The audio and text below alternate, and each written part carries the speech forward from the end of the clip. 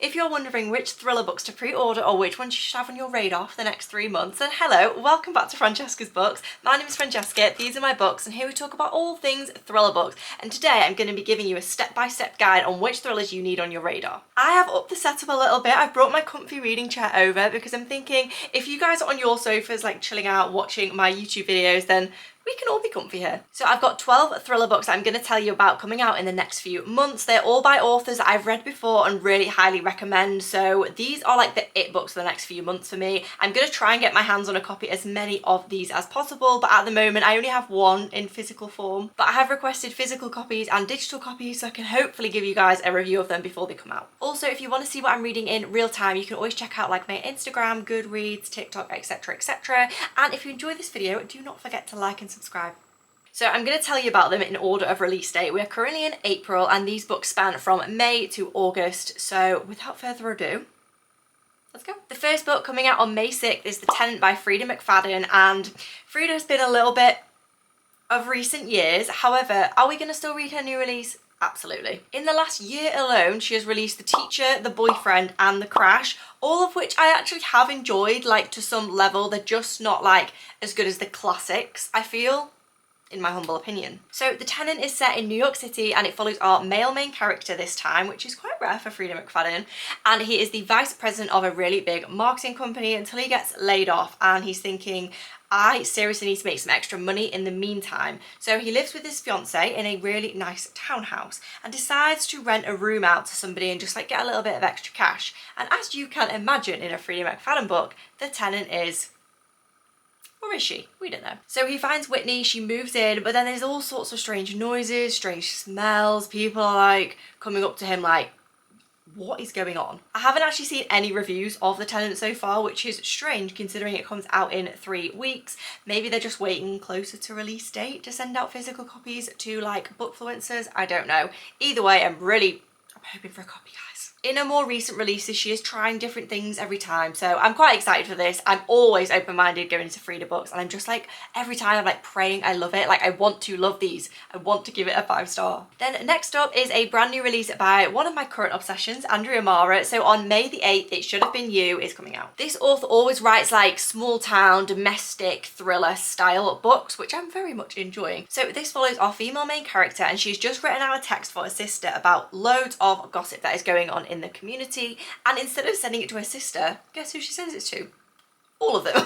She is like, oh my god, I have just caused waves in my community. Anyway, she's hoping it'll die down, it'll go away, you know, they're probably not going to like her for a while, but it is what it is. Until somebody with the exact same address as her in a different part of town is unalived, and she's thinking, they meant to unalive me over that text. So as they always do in these books, she goes investigating to see what is really going on. I have never rated an Andrea Mara book less than 4.5, which I feel like is really saying something. I've only read 3 of her books, but all 3 of them have been 4.5, 4.5, 5-star. Like, she is really, really winning for me at the moment, this author. So I have very high expectations for this one, honestly. Next up on May 13th is Lucinda Berry's new release. So we've got 1 in 4, which is kind of like a reality TV style book, which I think is a bit out of character for Lucinda, so I'm quite excited to see where she goes with this. However, what isn't out of character is it follows a mental health professional. So if you didn't know, Lucinda Berry is actually a doctor as well as an author. Like, she is an actual psychologist practicing. Actually, I don't know if she's still practicing, but I know she is a legitimate doctor in the US. So it follows a counsellor who agrees to take part in this like reality TV show full of child stars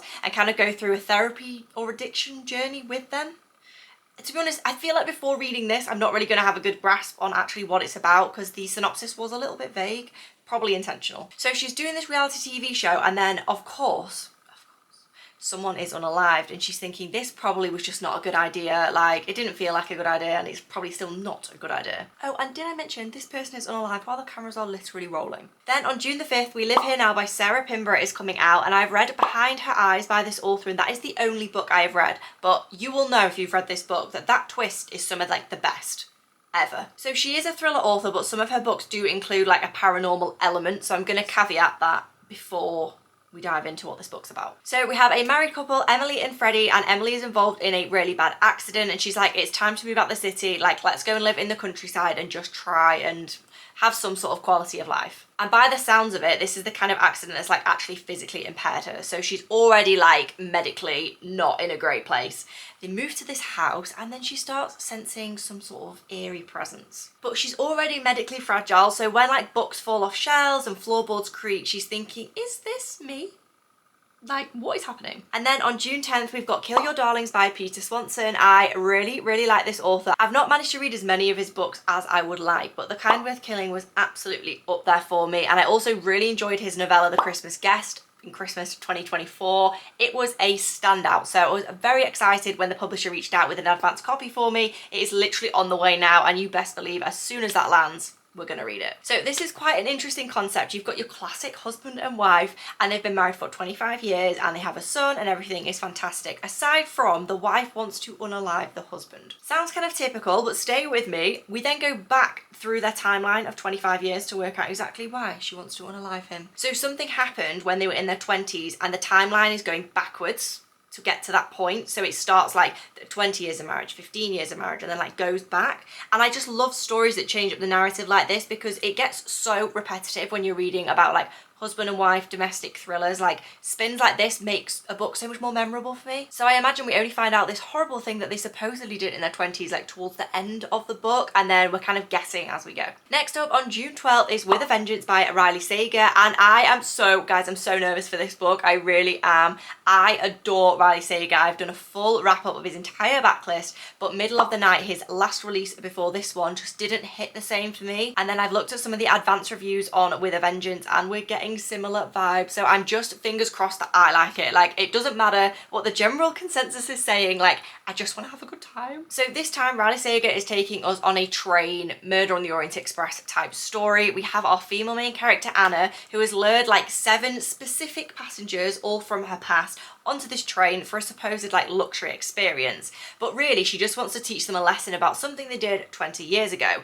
And she's going through the motions, she's like really like keen to get her revenge, she's very excited, but then one of them is unalived, not by her, and she's like, you're ruining my plan. I really hope this puts like a different spin on the like train mystery story, because of course that has been done. It's been done so many times by classic authors and modern authors, so I feel like I'm gonna have to wait this one out. But lucky for us, there is not long to wait. And then next on another, I've been disappointed in this author. No, we've got Don't Let Him In by Lisa Jewell, which I recently read on a reading vlog. I'll pop the link up here if you want to see like my full experience of reading this.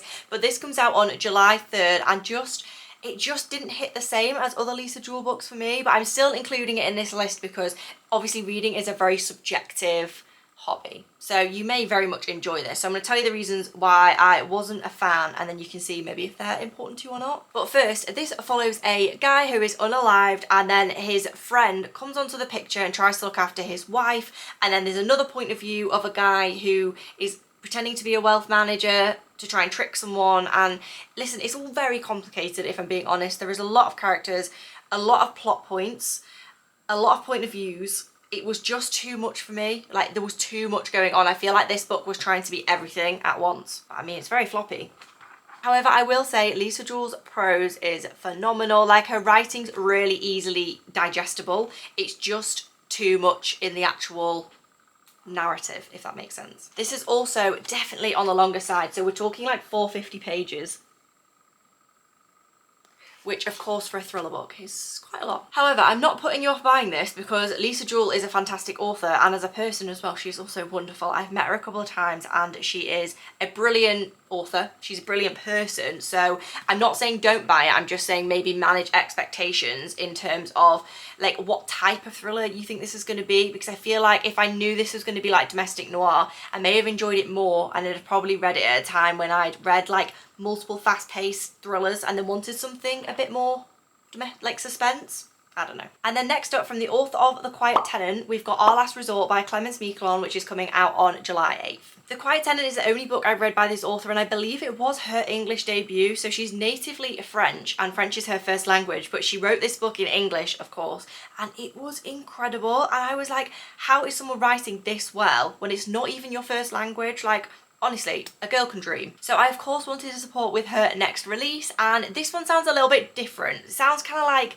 culty almost. So this follows a married couple who have grown apart after a number of decades together, and they go to this like remote, secluded resort to try and just like reignite their marriage. And then one day in the pool, someone's body is discovered. And it's the body of a young woman who was vacationing at the resort as well with her much older, wealthier husband. But despite this, the husband in our like main character couple is the one that is suspected, and it means that this couple have to like work through everything they've been through to decide whether she actually believes his innocence or not. I feel like this is quite a good one to come out in July as well, because it feels more like a holiday, summery thriller. Like, I know the material's dark, but like, you thriller girls, unite, we're in a safe space here. Like, it's so nice to get like a good summer thriller. So you've got the summer vibe, so when you're on holiday you can still like get the sun and the resort and all of that, but it's still a thriller. Like, I crave that. And then next up is by a thriller author that is a staple of this genre, and it is Shari LaPenna with She Didn't See It Coming on 17th of July. This feels like classic Shari LaPenna psychological thriller, domestic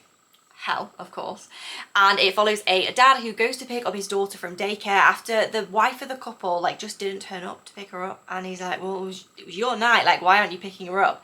Then he gets home and like all her stuff's there, she is just missing. This just feels like everything you want from a psychological thriller. I'm really, really, really excited for this one, and some of the early reviews that have come out for this already have been extremely positive, which like sets my expectation even higher. Like, maybe I shouldn't read these advanced reviews, but sometimes I just get so excited I can't help myself. So on the same day, July 17th, we also have another very, very exciting release from Holly Jackson, who is normally a YA author, but she's releasing her first adult novel. So this one is called Not Quite Dead Yet, and it follows this woman, Jet, who's in a really nasty accident and she's in hospital, and the doctors are convinced that within the next 7 days it's going to cause an aneurysm that's going to cause her to be unalived. Very depressing plot. So she decides within those 7 days she's going to find out exactly what happened to her and bring the person who's done this to justice. So it's kind of one of those books where like she's never thought of herself as having enemies, and now she's like turning on everyone in her family, her friends. Like, she is going to work out who's done this. So it'll be very interesting to see how Holly Jackson writes an adult book compared to the stuff that she's written, which is YA. I've read the majority of her books and really enjoyed them, despite only really reading adult books myself. She's just obviously such a popular author. I wanted to see what was going on, like how the books were written, whether I actually enjoyed them as they were, like just taking it at face value. And of course, YA books make a very easy read as well. Then on the 31st of July, we've got The Wasp Trap by Mark Edwards. He is a British author, and I don't normally see him being talked about over booktube, so I thought I'm gonna bring the Mark Edwards vibes to a booktube. So here's my introduction to him. And I thought, what better book to introduce you guys to than his next most exciting book that is coming out, mainly because it's set in the 90s and it's kind of dark academia, kind of not. So in 1999, these 6 university, because we're in England, students set out to like revolutionize the online dating space, and you get the story then, and then the main part of the story is now 25 years later when they're all invited to a mysterious dinner party. So the online dating experiment ended in complete tragedy, so now the fact that these people are being brought back together is very suspicious, and of course there is one guest that they were not expecting. And I have a feeling, just my little sneaky suspicion as a thriller girly, that one of them may be unalived. Doesn't say that anywhere, but it just, you know, feels like that. And if you're interested in checking out any of Mark Edwards' other books in the meantime, there is Here to Stay and The Psychopath Next Door, which both sound fantastic. I haven't read either of them, but they are very high up my TBR. And the final book, because we don't tend to get too much information like this far in advance with new releases, but we do have one, Stacey Willingham, August 28th, and we have Forget Me Not. I read A Flicker in the Dark when it very first came out, when this was her debut novel, and it absolutely blew me away. Like, I read it maybe 3 years ago. Then I also read All the Dangerous Things, which was her next release, which was really good still, but I wouldn't feel like drawn to her third book, so I haven't read it yet. But with all of the fourth book excitement, I'm probably going to read it before the next one comes out. So this follows a woman whose sister went missing 22 years ago. They found like blood in her car and they assumed it was a kidnapping situation and that she was unalive, but she was never actually found. So she's thinking, do you know what? Maybe it's time that I settle this. So an investigative journalist comes to town and like runs a story on it again to try and keep more interest, but it's just not working out for her. So she decides to go to this like remote countryside farm situation, as they always do in these thriller books. Like, I don't know what it is with the countryside and these people running away, but she goes there and finds this old diary and she's thinking, What is happening? And honestly, girl, I don't know either. But if there is one thing I do know is Stacey Willingham can write. She is absolutely wonderful and her covers are always beautiful as well. So there you have it, the 12 thriller books that you need to have your eye on over the next couple of months. I will try and read as many of these as I can to give you guys some great reviews. But in the meantime, if you enjoyed this video, don't forget to like and subscribe, and I cannot wait to see you next time.